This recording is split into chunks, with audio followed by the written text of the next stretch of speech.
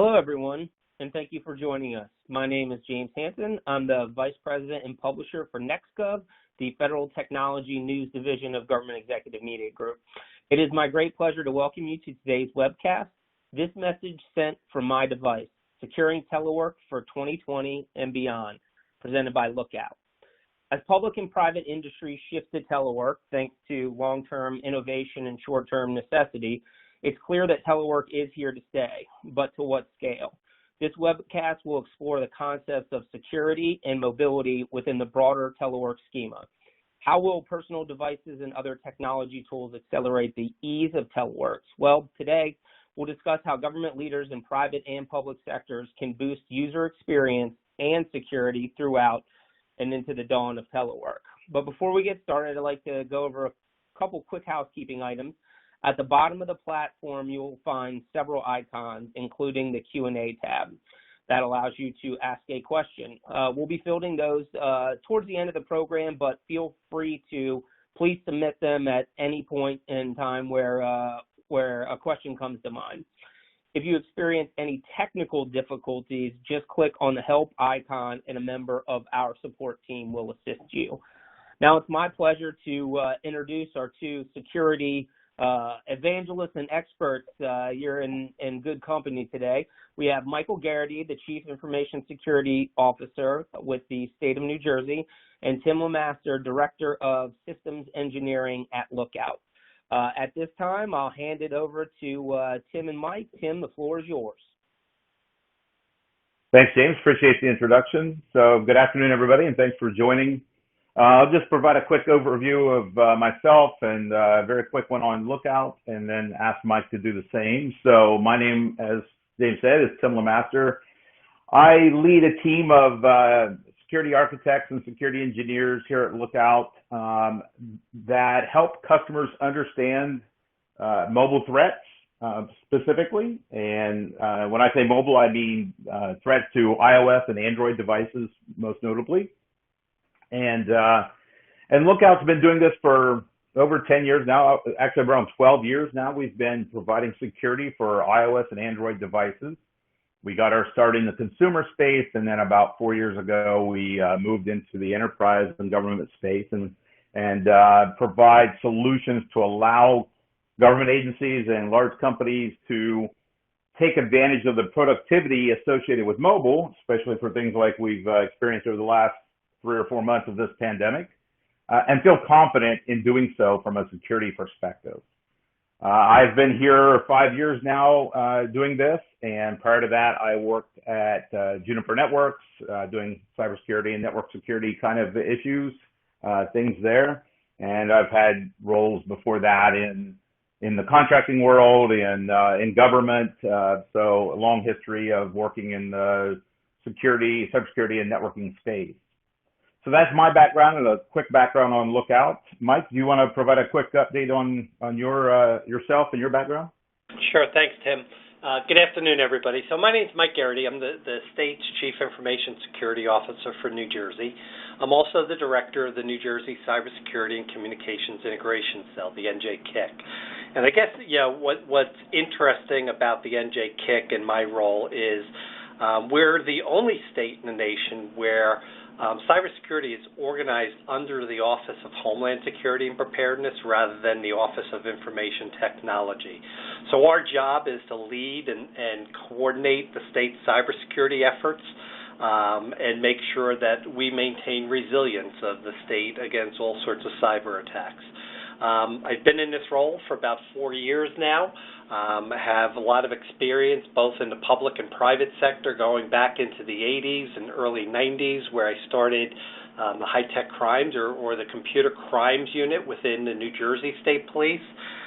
Left there, went to Bell Labs, Lucent Technologies, Prudential Financial, and some other roles as well. So I've been in this space, whether it's not mobile or mobile, and we think we can provide a pretty good update to you and to everybody in the audience on what some of the new threats are and some of the strategies are to mitigate those.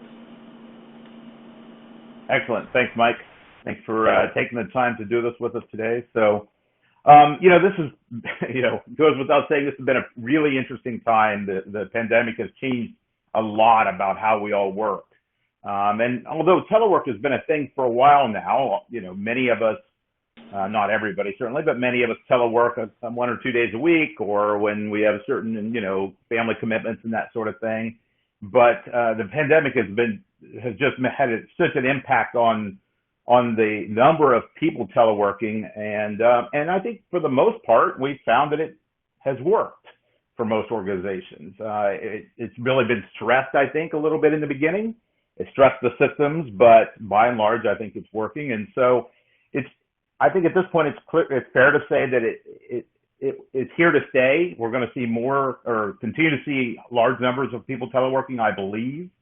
I've even read reports, for example, about a number of companies and organizations that have reduced their office footprint because of the success of teleworking.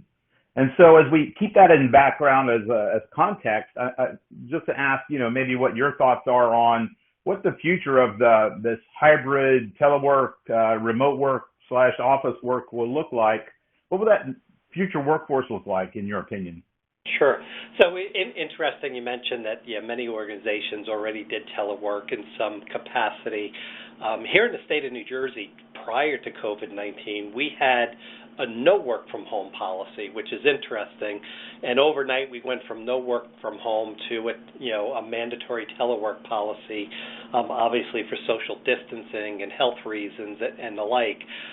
So the move towards that was quite dramatic here in the state of New Jersey. That being said, in various organizations, I've been teleworking or working remotely. If you're in cybersecurity, unless you're spending 24 hours a day within the office, you're working remotely because that's a 24-hour-a-day job. But as you said, the initial uptick of telework and the experiences have found that many organizations are just as productive as they were while they were in the office, and some even more so. That being said, not all jobs are cut out for telework or remote work. There's still those jobs that need to be done in person, whether it's law enforcement or your hospital workers and healthcare workers and the like. However, we're going to see more and more of those knowledge workers that can work remotely. That being said, I'm not convinced that the long-term productivity is going to be there. And then, how do we grow our talent and grow our professional development for our staff if they don't have that mentor in the office, if they're not working with a team and they're not interacting? So I think we get some lessons to learn over the next few months, if not years, and I think that will play out. But as you said, it's here. It's not going away anytime soon. And so we're all making the best of it as we go along. Yeah, that's a really good point. And certainly that ad hoc meeting that we all were familiar with, where you just walk next door or cubicle or office and ask a colleague a quick question and that sort of thing, doesn't happen as often in the current environment. But on the flip side, you can sometimes get a little more done because you can stay a little more focused and that sort of thing, or at least that's my experience.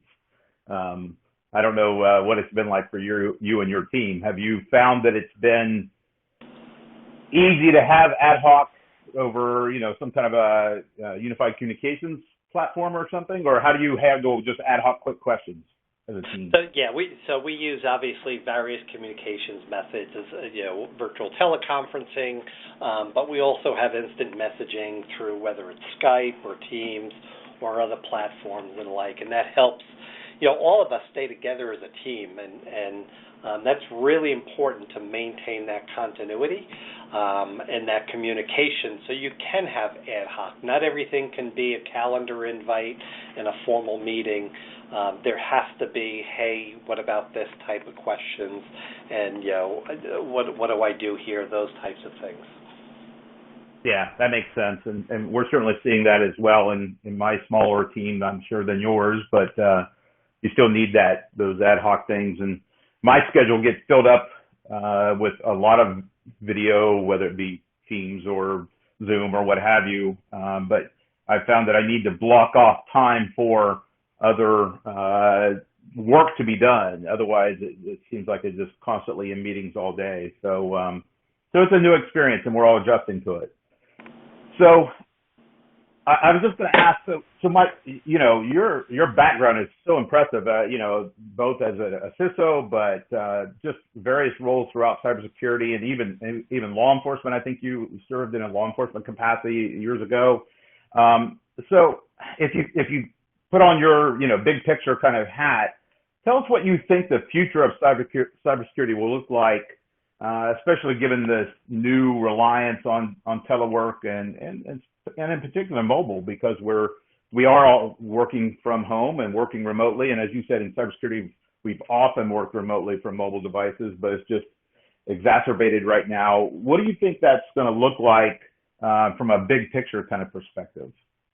So I think, great question. And I think, cybersecurity, as I said here, the role here is under the Office of Homeland Security, and I can see that continuing throughout other organizations. Cybersecurity or information assurance or information security, whatever you want to call it, less sexy names if you were, they were part and parcel of an IT organization. However, cybersecurity threats go well beyond IT, and we see this convergence of physical and cyber systems, whether they be monitoring devices that are monitoring air pollution, whether they be HVAC systems, elevators, autonomous vehicles, smart cities, smart buildings. All of those things are not necessarily within an IT organization, so we need to think of it as an all threats, all hazards perspective all the time, and so it really just comes down to security, the melding of physical and cyber and that convergence that we see. Yeah, that makes a lot of sense. Organizations have been talking about doing that, aggregation of of security events, not necessarily cybersecurity events, as you pointed out, into one platform, or combining those into a view that allows you to see all threats. But not many people have been able to really realize that perspective as much as perhaps you guys have. Do you feel like you've got a pretty good handle on this, common operating picture, or various terms that are used for it, that allow you to get that big picture view of what's going on in cyber versus physical and desktop and data center, all those sort of things? Do you have a pretty good view of that from one platform? I think conceptually we do. We still have challenges across business units and organizations. There are some people, obviously, that are in one role in physical security that are not comfortable in technology or the cyber world, and so a lot of this is foreign to them. And so we'll continue to have those hurdles, but it is 2020, everybody should know what an IP address is, and everybody should know how technology works. And the reality is, whether you're a detective in law enforcement or you're a physical security person, you're going to have some technology skills and some cyber skills. Yeah, of course. That makes sense. So you mentioned that the state prior to the pandemic didn't really permit people to telework.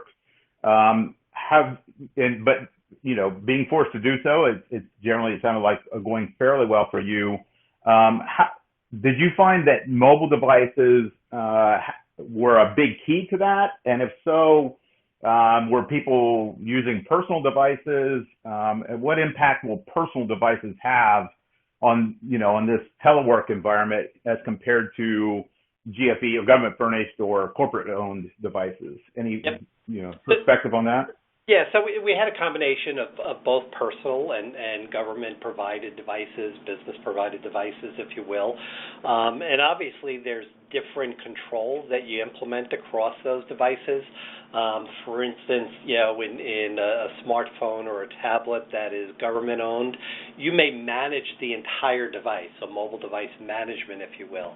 However, in a world of a BYOD device, you may just manage the applications that the individuals use for conducting business and the like. So we've got that hybrid out there. It's working. But again, we have some challenges there, not only in getting people to be comfortable using those devices and carrying out business that they weren't doing before, but also in securing them and making sure they're not leaking data and all the controls are in place. Sure. Well, and of course, personal devices introduce some new risks, right? I mean, if it's someone's personal device, they may have applications on there that if it were an organization-only owned device, they may not load. And there's some of those apps we've seen in our work, for example, at Lookout, that some of the apps that we all use and enjoy using recreationally are not necessarily malicious in intent, but they collect a lot of data from the device, from the users, and share that with other services for advertising purposes and that sort of thing. They're all trying to make money ultimately, in many cases off of our data, personal data, most oftenly. And so these personal devices introduce a new set of risks that have to be managed, like you said, with a little different perspective than the business furnished devices. So when you as an organization, when you look at your devices that are out there, do you apply a different set of policies, or just where do you draw that line between personal and business? Yeah, and great question. So obviously with a government-provided device, you can control what apps are downloaded and from what app stores and the like. For a personal device, a BYOD device, you can't necessarily do that. However, you can have conditional access. If you want to use that device, then these applications are not allowed to be installed on your personal device. And those are, some of the ones that you mentioned that are collecting a lot of information, but not just collecting information, those that are associated with foreign governments that may pose more of a provide some opportunity, yeah. Yeah. And I think you can guess which ones I'm talking about. Without explicitly defining it, right? Yeah. The one of them that's been in the news a lot lately, or at least one example. Yeah, and then the other one, if you want to see what I look like when I'm older, you can download that one too. Right, of course. So yeah, thanks for that input. So what about user experience, for example? Have you found that you've been able to manage user experience for your employees adequately for them while they work at home during this transition?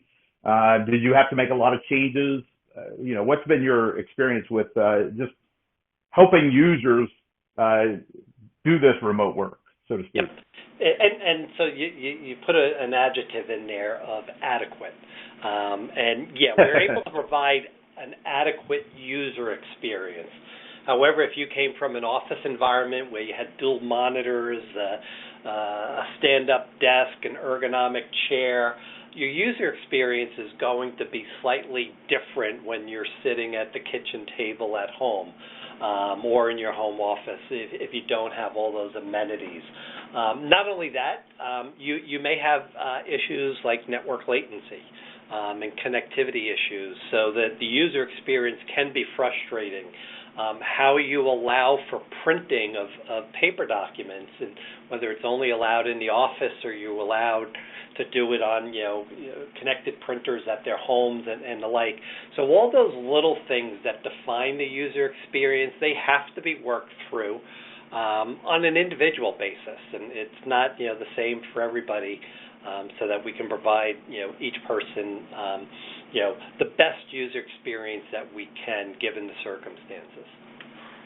Yeah, that's a good point. And the printing example you gave is one that at least I don't think about very often, but just a short story, I had a little user experience with that very issue maybe 2 or 3 weeks ago. I was connected on our corporate VPN for some work I was doing, and I hit print and presumed it would print to the printer that I use here at my house, and it defaulted to the office printer because I was on the VPN. It was able to reach it and printed at the office, and it took me 15 minutes to figure out what happened. Yeah. So yeah, those little things like that can catch you off guard. Good point. And the poor help desk people that have to handle an entirely remote workforce, they're overwhelmed right now. Yeah, no doubt about that. I stopped. Fortunately, I stopped short of calling my help desk and complaining that I wasn't able to print from my computer. I figured it out on my own, but that's not always the case, as we know.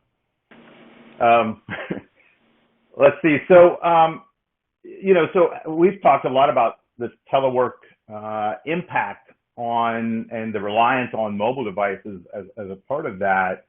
How can agencies, whether federal or local or even private companies, protect the data that is so key to their mission and their organization from threat, whether that be insider threat or external threats? What are some of the just table stakes sort of things that you have implemented and recommend to your subordinate organizations as to how they begin to look at that? So I think we talk about people, processes, and technologies, and in security we want to throw technology as a solution at every problem, and that's not the case. So one of the things that I would recommend, and one of the things that we do here, is we start with a telework or a mobile device policy that sets out rules of the road and what you can and cannot do. This way everybody's on the same page as far as doing that. But you also need to provide user education, on how to use the devices and what are the threats and what they should be aware of when working remotely. And then you can, obviously enforce those policies that are in your mobile device or telework policy through, using technologies. And this way you can make sure that, mobile devices aren't jailbroken, making sure that, they're encrypted, making sure that they have, screen lockout, and they require a password to get into, and those types of things. So all those different things you're going to throw at or apply to the problem, so that you can come up with some reasonably good mitigation strategies. Right. Okay, that makes a lot of sense.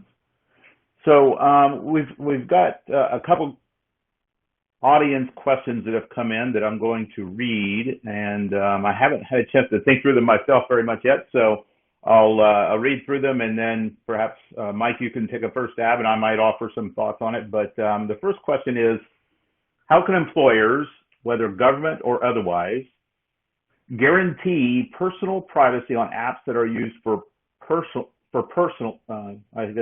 use and for business use, as those crossover apps become more common? For instance, social media apps and lines become blurred.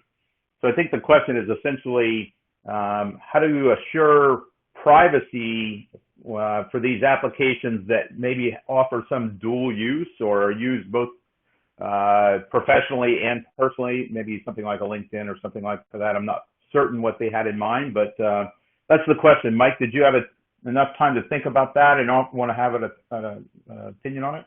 Yeah, so I'm going to take it in, and if I'm reading this right, so one thing, as a CISO, I'm never going to guarantee security, and I probably won't ever guarantee personal privacy on apps. That being said, those policies that I mentioned, they're not only for the users, they're for the administrators and the organization on what they can and cannot do.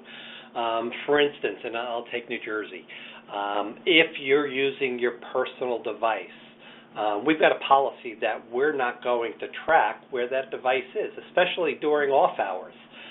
The only time we'll do that if there is a cybersecurity incident and we need to find that device. But we don't want to know what you're doing on weekends, where you're going at night, those types of things. So they have to be part of that policy as far as what you can do as a government from a privacy perspective as well. We don't want to be looking at your photos or those other things on your personal device. However, if you're using a government device, all those are in scope for what can be managed and what can be looked at, from the business or the government. Yeah, and that aligns with what we see in our customers, and when I talk to customers across, whether it be government and even commercial companies, many of them, most of them, frankly, take a very similar approach, and that is that if it's a corporate or government issued device, we have a certain set of expectations and policies, but they're still trying to respect that privacy line. Even if it is a GFE device, there's some things that they just are a step too far. For example, one example that I could offer would be looking at someone's browsing habits or or their SMS traffic or something like that. They don't want to see that. They don't want to see something that might be embarrassing or something for an organization or an employee.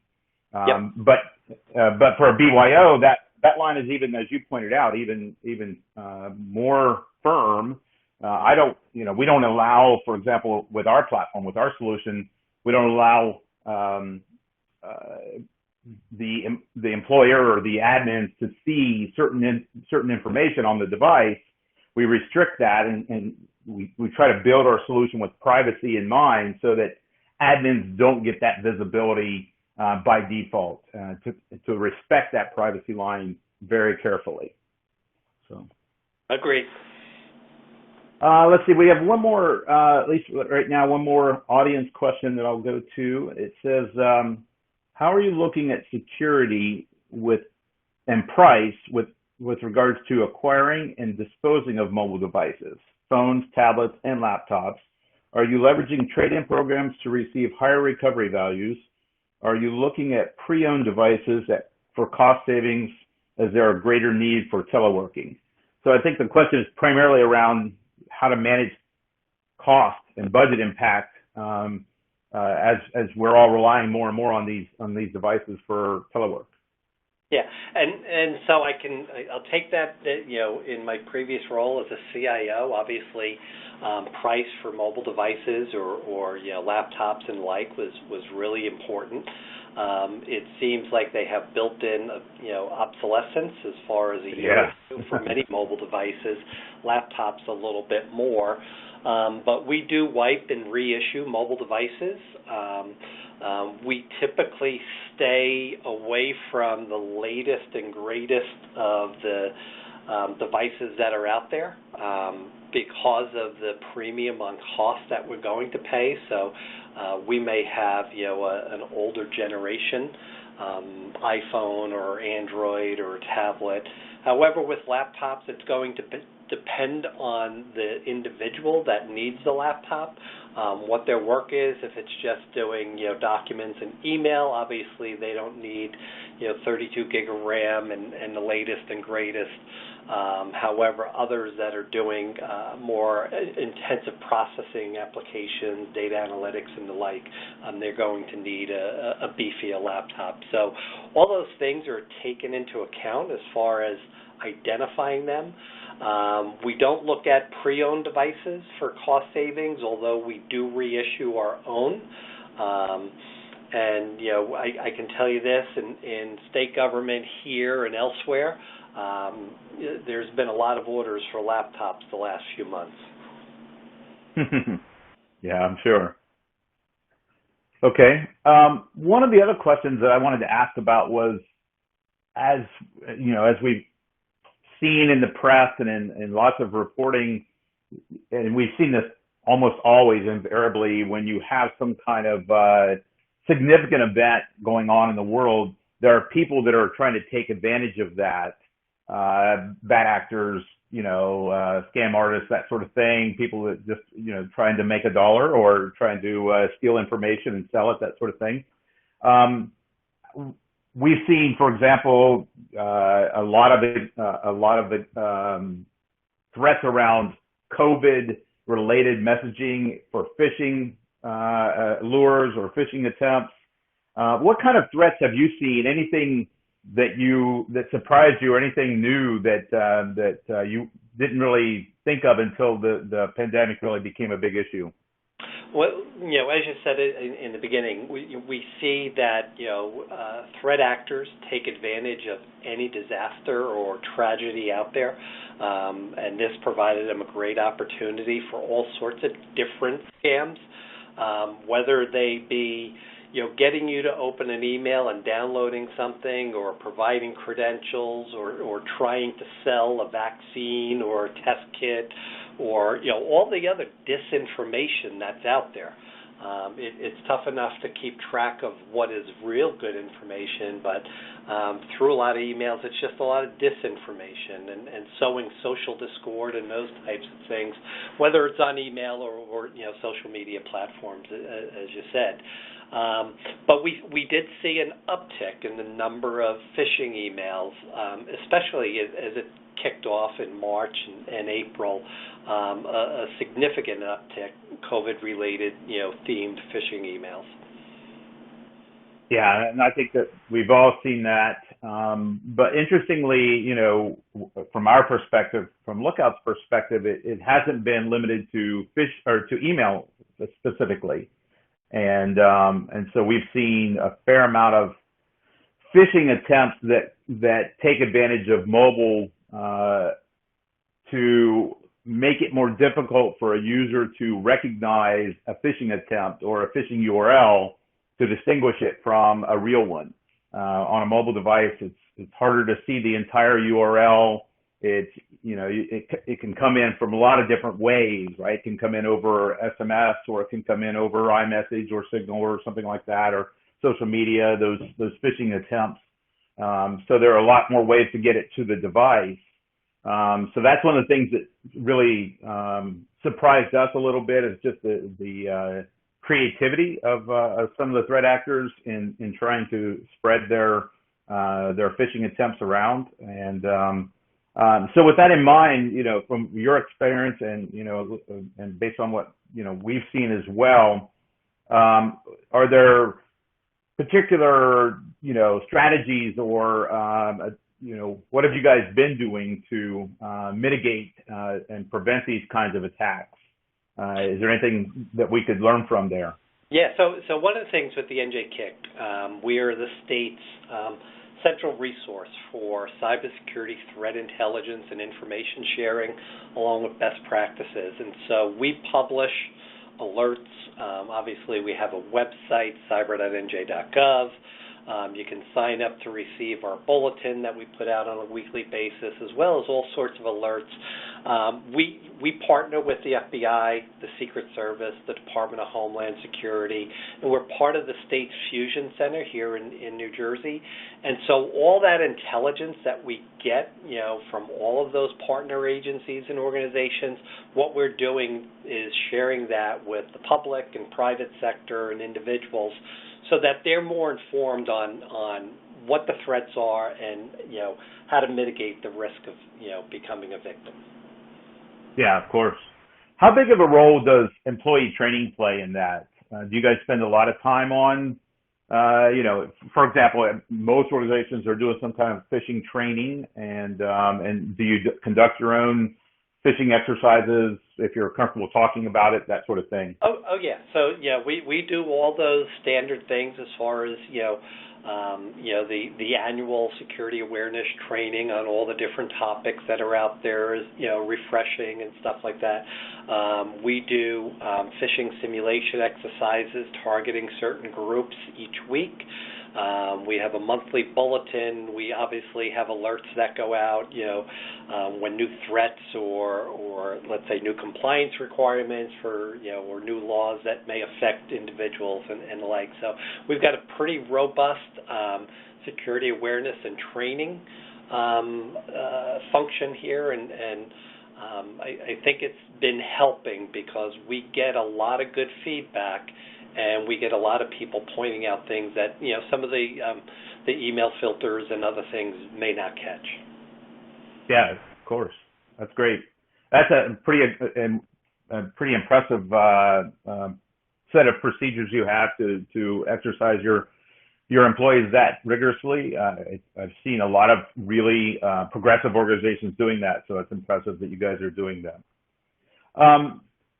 What about so when you talked earlier in the conversation about mobile device managers and a little bit about their role and the difference between a BYO device, bring your own device, and a business issued device, And if you think about it from a how do you protect the data and the content and the devices associated with each one of those, how do you ensure that just because it's managed doesn't necessarily make it secure?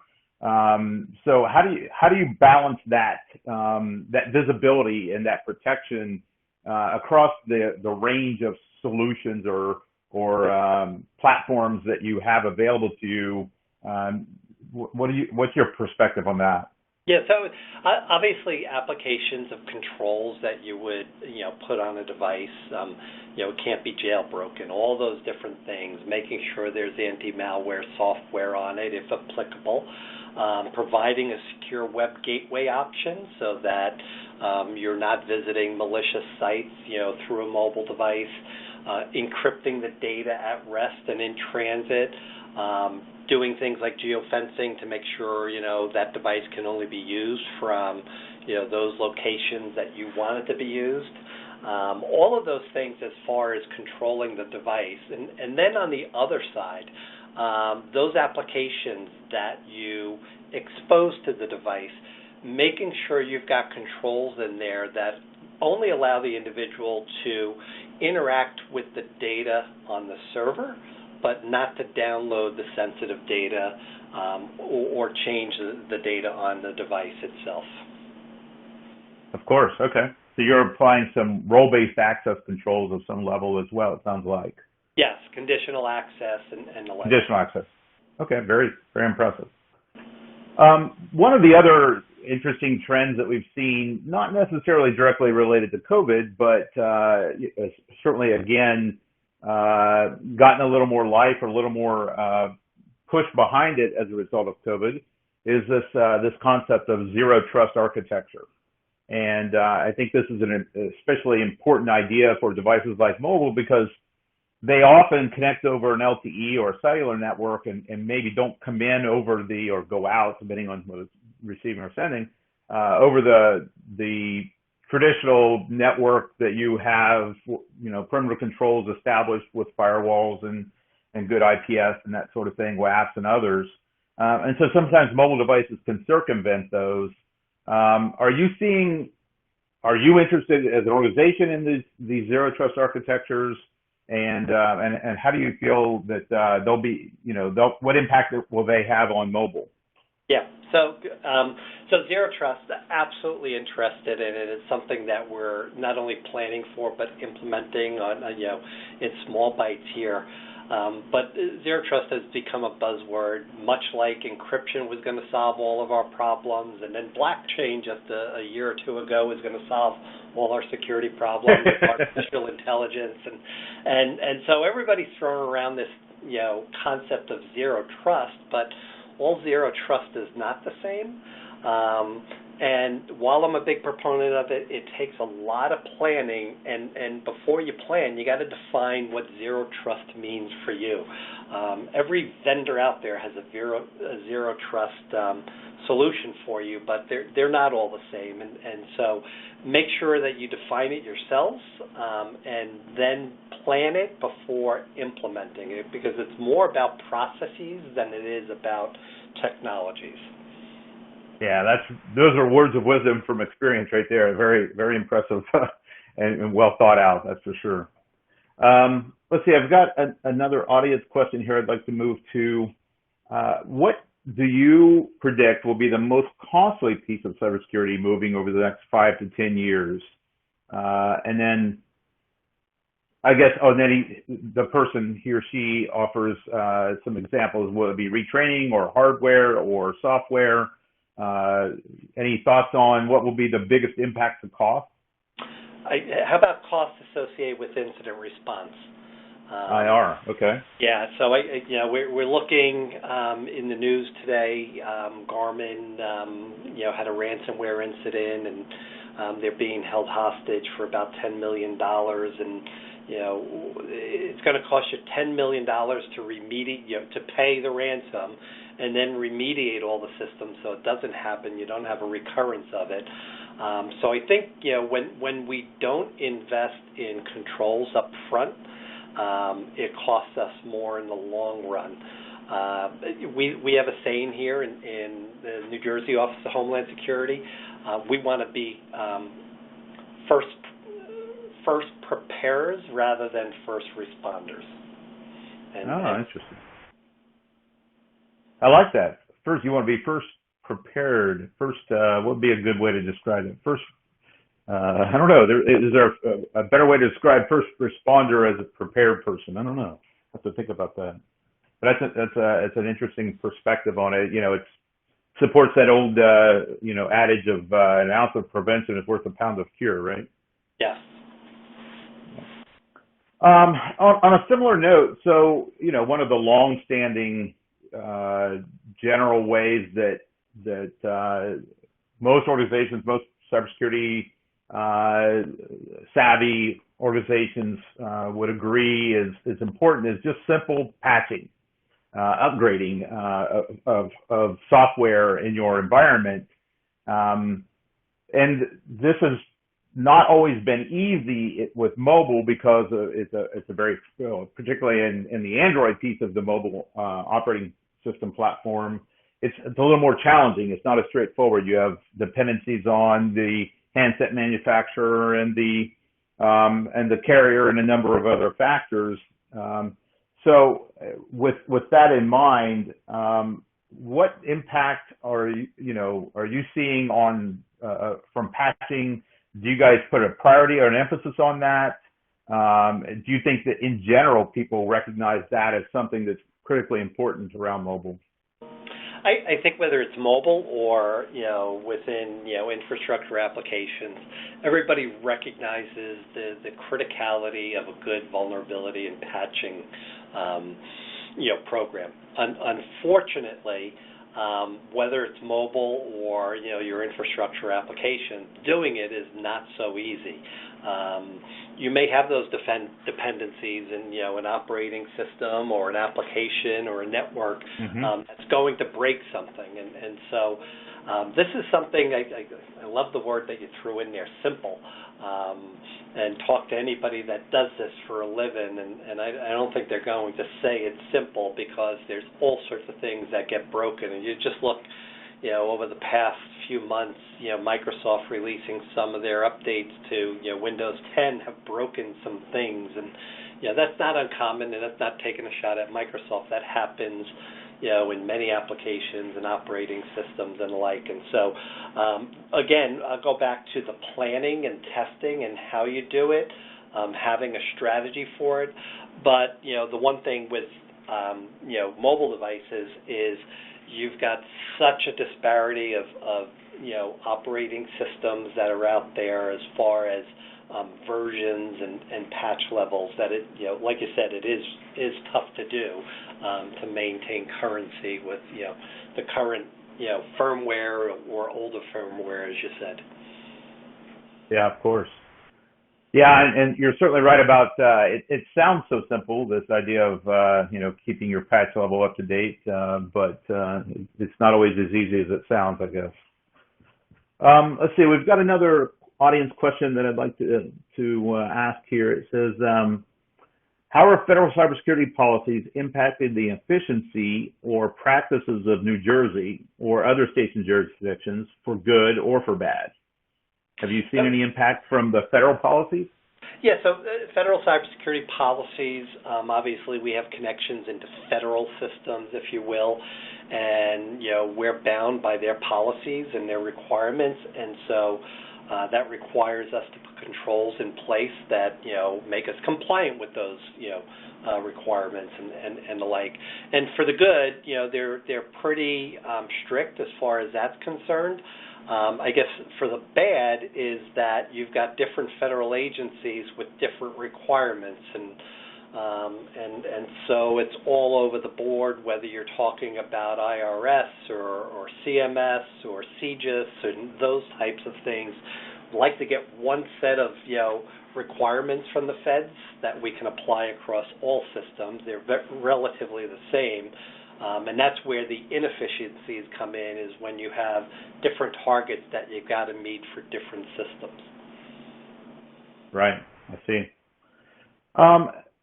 while we're on this topic of sort of federal policies, and it's certainly not a policy, but do you look to security best guidance practice documents such as those put out by NIST and other, and if so, what others do you look at for guidance around best practice in providing security for your environment? Sure. Yeah. So we developed a statewide information security manual, and it's derived from NIST, CSF. It's derived from 853. It's derived from the Center for Internet Security, as well as other industry and organizational best practices for cybersecurity. So that's what we derived it from. And this way we can take an approach to cybersecurity that manages risk effectively while using and applying those frameworks so that make sure that we're consistent in doing so. Great. Yeah, that makes a lot of sense. It's consistent with what we see most other progressive security organizations doing as well. So sounds like you're all over it. You're on top of all the best practices out there. Let's see. So it looks like we have another question come in here. It says, what role do you see artificial intelligence playing in mobile security today and in the future? So you talked before about, blockchain and AI planning to solve the world's problems, all the world's problems. How have you seen examples where AI does address specific issues for in the questions around mobile security specifically, but in general? So I think with just about any security technology that you're employing today, there's some AI or machine learning built into it, so that it could do predictive analytics. You think of the role of antivirus, and you can't have a signature for every piece of malware that's out there, and so you're using artificial intelligence to help predict whether that is. It shows the types of processes that'll be opened and those types of things for malware and the like. And I see the same thing happening across the entire cybersecurity space. I look at the security telemetry that we get. We can wear out analysts if we make them look at all sorts of alerts and stuff out there. So obviously artificial intelligence plays a big role in that, in helping us to take action and prioritize those alerts that are necessary. And I see that whether it's mobile security or it's going stays on the non-mobile security, if you will. Yeah, that makes sense. And certainly we apply it in a very similar way. We use artificial intelligence in our own platform to allow the automation to ingest, for example, we ingest applications, as many as 100,000 a day sometimes. And you can't throw people at that. You have to apply technology and automation to it. And so you have to rely on AI. But one of the things that we often say is that the AI models are freely available. They're open source in many cases. So it's more about the data and how you train your model than it is about the software or the algorithms that you're using and that sort of thing. So having good training data and good telemetry, as you talked about, is really key to taking advantage of the AI. Let's see. So as we come up toward the end of the time period here, let me just check and see if we've got no additional questions coming in from the audience right now. So maybe as we start to sort of wrap things up here, I'll ask, there's often been this idea of a public-private partnership or cooperation in cybersecurity in particular, but in other fields as well. And it's been applied in a lot of environments effectively. But do you think it's going to have a big impact on remote work or telework? This private, public partnership kind of an approach. Will it impact this telework environment that we're in also? So part of our mandate in the NJKIC is obviously to promote and develop public and private partnerships, and we do that whether it's sharing threat intelligence with public or private sector organizations and them sharing with us. But when you think about the infrastructure and all the technology that our systems and mobile applications and devices are running on, they're made by private sector organizations. And so developing those partnerships is really important so that they have an understanding of goals that you have as well as, you understand what they're doing. And so, I think it is key to anything, and not so much within the mobile space, but if you look at how we're handling COVID-19 impacts and the response and the partnerships between the public and private sector, that'll act as a model for cybersecurity, whether we're dealing with COVID or anything else. Of course. Yeah, that makes a lot of sense. I agree. So I don't have any other questions that are coming in, and at least I don't see any, no. So I don't have any other questions off the top of my head. So, Mike, anything that you feel like, I didn't ask or we didn't talk about that you think is an important topic that you'd like to mention? So, I'll just build on the public-private partnerships. That's, with everybody that's on this call. We know that New Jersey is not isolated to New Jersey. We're part of a bigger ecosystem. So anything that we can do, provide services to you guys as well, please don't hesitate to contact us. You can find out more about our programs at cyber.nj.gov. And if you do have a question that you didn't ask here, you can always contact me there, and just clicking on the NJKIC contact us link. Excellent. All right.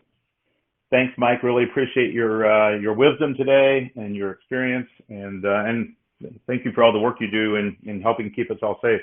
Well, thanks for having me, and thanks everybody. Stay safe and stay well. All right. James, back to you. Yeah, thank you, Tim and Mike, for that great conversation. I could listen to you guys chat about security all day long, and it's certainly a shared responsibility across, public, private sector down to the individuals. But yeah, thank you. Those were some really great insights and some best practices for our audience. Again, thank you to our audience for taking the time and tuning in with us. Today's event presented by Lookout has been recorded, and you'll receive a link so that you can watch it again. And also, I strongly encourage you to share that with your colleagues. So, no, thanks again. I hope everybody has a great rest of their day.